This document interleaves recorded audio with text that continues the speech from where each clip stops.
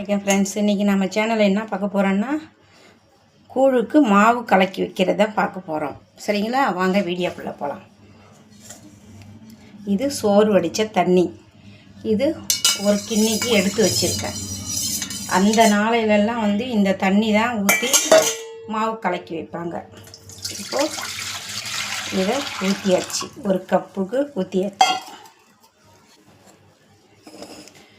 ஒரு கப்புக்கு கேப்ப மாவு எடுத்திருக்கேன். இப்போ அதையும் நம்ம அதில் போட்டுக்கலாம். போட்டு இப்போ அதை மிக்ஸ் பண்ணி விடலாம். ஏன்னா இதை நம்ம கலக்கி வைக்கணும். இதை தோசைக்கு ஆப்பத்துக்கெல்லாம் மாவு நம்ம கலக்கி வச்சோம் பார்த்தீங்களா, இட்லிக்கெல்லாம் அந்த மாதிரி கலக்கி வச்சாதான் நம்ம திரும்ப அதை புளிக்க வைக்கணும். அதை கரைச்சி அதை புளிக்க வைக்கணும். புளிக்க வச்சு தான் அதை நைட்டுக்காக நம்ம காய்ச்சி வைக்கணும். அதை காய்ச்சி வைக்கும்போது காலையில் எடுத்து பார்த்தா நல்லாயிருக்கும். ஓகேங்களா. இப்போ அடுத்தது ஒரு கப்புக்கு கேப்ப மாவு எடுத்திருக்கேன். அரை கப்புக்கு கம்பு மாவு எடுத்திருக்கேன். கம்புல அரைச்சி வச்சுருக்கேன் நானே வீட்டில். அதை இப்போது அதில் போட்டுக்கலாம். ஓகேங்களா. இப்போ போட்டு இப்போ நல்லா நம்ம அதை மிக்ஸ் பண்ணி விடலாம். கட்டிகள் இல்லாமல் நம்ம அதை மிக்ஸ் பண்ணி விடணும். அப்போ தான் அது நல்லா மிக்ஸ் ஆகி ஊறி வரும். ஒரு மணி நேரம் ஊறிச்சின்னா போதும். 1 மணி நேரம், 2 மணி நேரம் கூட, 3 மணி நேரம் கூட ஊறலாங்க. ஒன்றும் பிரச்சனை இல்லை. இது நல்லா அது ஊறி புளிச்சு வரும். தேவையான அளவு கொஞ்சம் நம்ம உப்பு போட்டுக்கலாம். சரிங்களா. உப்பு போட்டு தான் அதை கரைச்சி வைக்கணும். ஒரு ஸ்பூனுக்கு உப்பு. இந்த ஸ்பூனால் எடுத்தால் ஒரு ஸ்பூன் கரெக்டாக இருக்குமான்னு சொல்லி நினச்சிக்காதீங்க. அது கரெக்டாக இருக்கும்.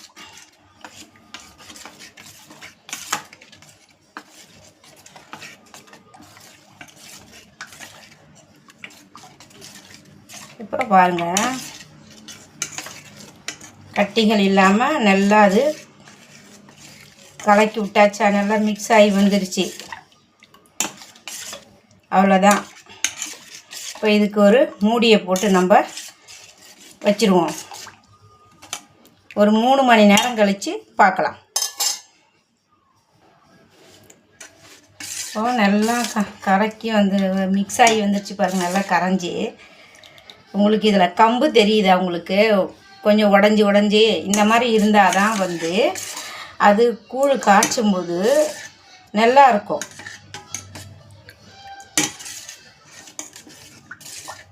அவ்வளோதான். இப்போ இதுக்கு ஒரு மூடியை போட்டு வச்சுருவோம். மூடி போட்டாச்சு. ஒரு 3 மணி நேரம் கழித்து பார்க்கலாம். இப்போது மாவு கரைச்சி வச்சோம் பார்த்தீங்களா, மதியானம் கரைச்சி வச்சோம்ல, அந்த மாவு இப்போ எப்படி புளிச்சு இருக்குதுன்னு பாருங்கள். சரிங்களா. இருங்க, மிக்ஸ் பண்ணிப்போம். இப்போது நல்லா மிக்ஸ் பண்ணிக்கலாம். பாருங்கள். இப்போ நம்ம அடுப்பு பற்ற வச்சு நம்ம இந்த கூழ் கிண்டிக்கலாம். ஏன்னாக்கா ரொம்ப நேரம் ஆகிட்டு இப்போது நல்லா அது உலை கொதித்து வரும்போது ஊற்றினோம்னாக்கா அது நம்மளுக்கு கட்டி ஆகும். இப்போ அடுப்பு பற்ற வச்சுக்கிறேன். சட்டி அடுப்பில் வச்சுக்கலாம்.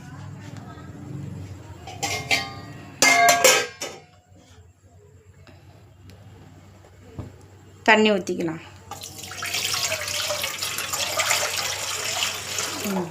அவ்வளோதான். அது நல்லா கொதித்து வந்த உடனே நம்ம இந்த மாவை கரைச்சி ஊற்றிக்கலாம். கிண்ணத்துக்கு ஒரு கிண்ணம் தண்ணி எடுத்து இதில் அரை கிண்ணம் தண்ணி தான் ஊற்றிருக்கேன். இப்போது உலை கொதிச்சிருக்கோம் பாருங்கள். நல்லா கொதிச்சிருச்சு. மாஷால்லா. இப்போ இதில் சோறு வச்சுருக்கேன். மதியானம் வடித்த சோறு. இப்போ அதை போட்டுக்குவோம். இதுக்கு குருணா நொய் அரிசி தான் போட்டு இதுக்கு காய்ச்சுவாங்க. என்கிட்ட நொய் அரிசி இல்லை. அதனால் மதியானம் ஆக்கின சோறை பிசைஞ்சி வச்சுருக்கேன். கையால் பிசைஞ்சி வச்சுருக்கேன்.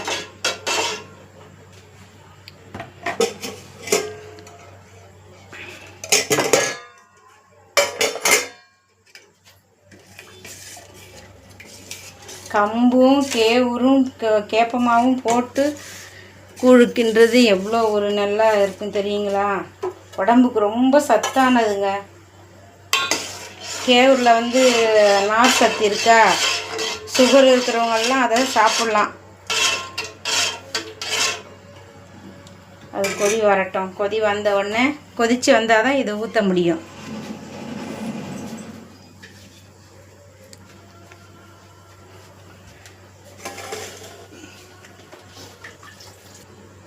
பாருங்கள், இப்போ நல்லா கொதித்து வந்துருச்சு. நம்ம இப்போது இதை ஊற்றி நல்லா மிக்ஸ் பண்ணிக்கலாம்.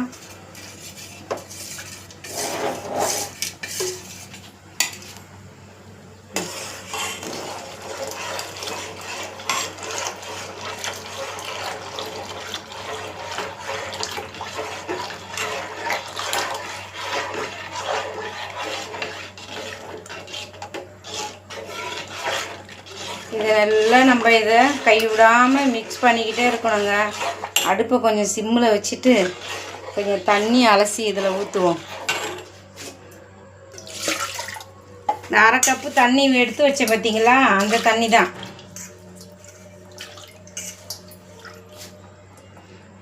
ஏன்னா இது கட்டி விழுந்துடும், அதுக்காக தான். முடிஞ்சுதுங்க. இப்போது நம்ம கைவிடாமல் நம்ம அதை கலக்கி கிண்டிக்கிட்டே இருப்போம். பார்த்தீங்களா, அதங்காட்டி கட்டி விழுந்துட்டு பாருங்கள். எங்கள் அம்மாலாம் இது இப்படி தான் செய்வாங்க. ராத்திரி நேரத்தில் சோறு வடித்த தண்ணியில் காலையில் அதை கரைச்சி வச்சுட்டு ஒரு 8 மணி நேரம் நல்லா புளிக்க வைப்பாங்க வெயிலில் வச்சு. அந்த காலத்துலலாம். இப்போ எங்கே வெயிலில் வைக்கிற மாதிரியே நம்ம இருக்கிற இடமெல்லாம் இருக்குது சொல்லுங்கள் பார்ப்போம். காற்றே வர முடியாமல் இருக்குது நாங்கள் இருக்கிற இடத்துக்கு. என்ன அவிச்சல் அவியுது அடிக்கிற வெயிலுக்கு. உப்பு நான் மாவு கரைக்கும் போது போட்டேன் பார்த்தீங்களா, அந்த உப்பு தான். இப்போ நான் உப்பு எதுவும் போடலை. பார்த்துக்கலாம் காலையில் கரைக்கும்போது.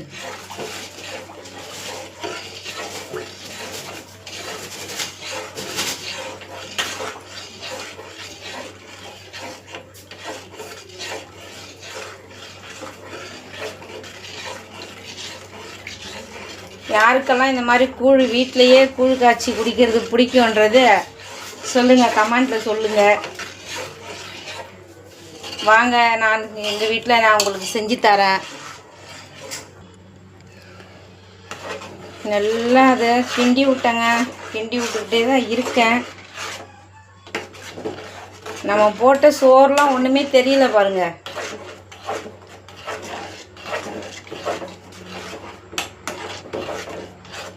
மாஷால்லா, நல்லா அப்படியே வாசமாக வருதுங்க. இந்த கூழுக்கெல்லாம் கருவாட்டு ஆணை வச்சா சூப்பராக இருக்குங்க. கருவாட்டு ஆணை வச்சு தான் சாப்பிடுவாங்க. கருவாட்டு ஆணை வீட்டில் இருக்கிறது மீனானமோ புளிக்குழம்போ ஏதோ ஒன்று அதுக்கு வச்சு சாப்பிடுவாங்க.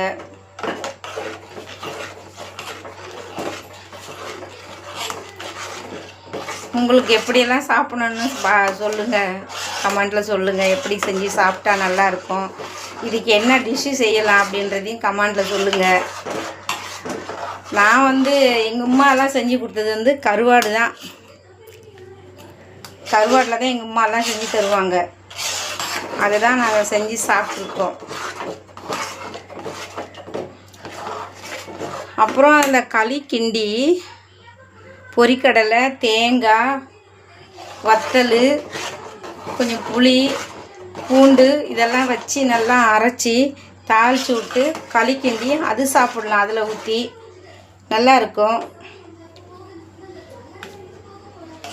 காலையில் இந்த மாதிரி செஞ்சு குடிக்கும்போது எவ்வளோ உடம்புக்கு நல்லது தெரியுமாங்க. பழைய காலத்து சாப்பாடெலாம் இப்போ எங்கே கிடைக்கிது? யார் செஞ்சு சாப்பிட்றாங்க? யாரும் செஞ்சு சாப்பிட்றதில்ல. அவங்க உடம்பையும் பார்த்துக்கிறது இல்லை. ஏதோ ஒன்று ஆக்குறோம், ஏதோ ஒன்று சாப்பிட்றோம், அவ்வளோதான். நம்மளுக்கு வேலையை பார்க்குறதுக்கே கரெக்டாக இருக்குது. நம்ம உடம்பை எங்கே பார்த்துக்கிறது?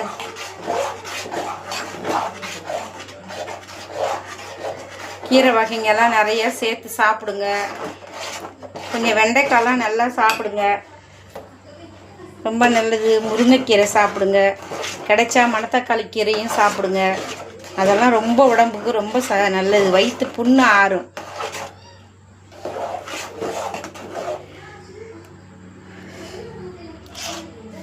அடிக்கடிக்கு வந்து நம்ம அதெல்லாம் செஞ்சு சாப்பிட்டா ரொம்ப நல்லா இருக்குங்க. கீரை வகைங்கள்லாம் நிறையா எடுத்துக்கணும். பப்பாளி பழம், கேரட்டு, பீட்ரூட் இதெல்லாம் போட்டு ஜூஸ் அடித்து குடிங்க.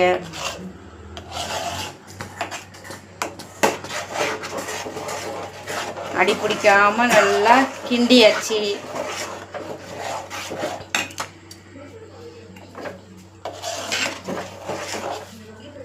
ஓரளவுக்கு ரெடியாகி வந்துருச்சு பாருங்க. இது செய்யறதுக்கு ரொம்ப லேட் ஆகுங்க.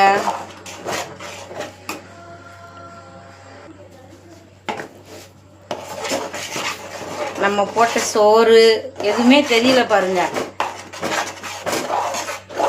கொஞ்சம் தான் போடுவாங்க சோறுலாம், நிறையா போட மாட்டாங்க. அதனால் நானும் கொஞ்சம் தான் போட்டேன்.